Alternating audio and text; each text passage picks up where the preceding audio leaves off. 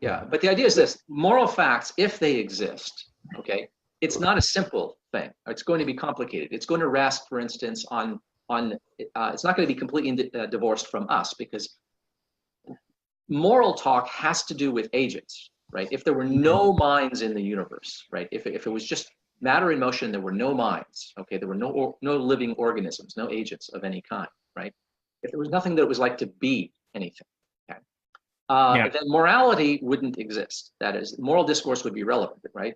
The reason moral talk is relevant at all is because there are certain states of affairs, certain events, right, that affect our minds, right? As they make us feel good or they make us feel bad. They frustrate us. It's functional to us. And well, yeah, but the idea is that it has to do with the interests of an organism, right? Organisms have interests, right?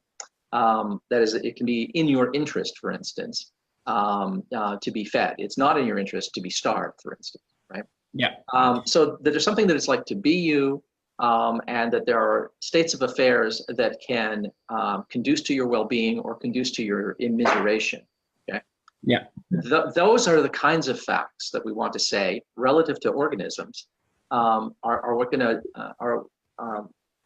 These are real features of the world. These are real facts, and that's what moral talk is about. Moral talk requires that there be agents. So in other words, there have to be agents. There have to be minds, right?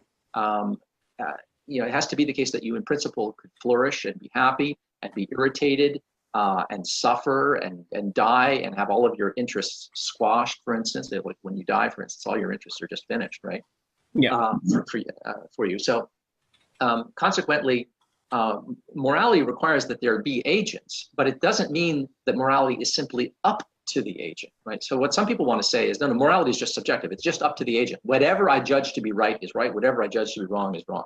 Well, that doesn't follow, though. It doesn't follow that just because morality requires that there be agents for moral discourse to make any sense. It doesn't follow that the morality is simply up to any individual to decide what is moral, right? So, for instance, you need living organisms for the concept of health to make sense.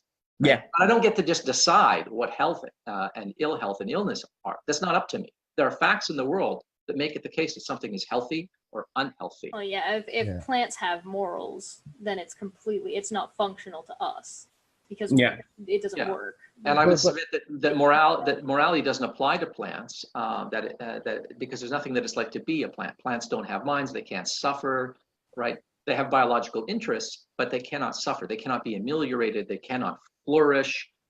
They cannot suffer their own destruction or anything like that. They can be destroyed.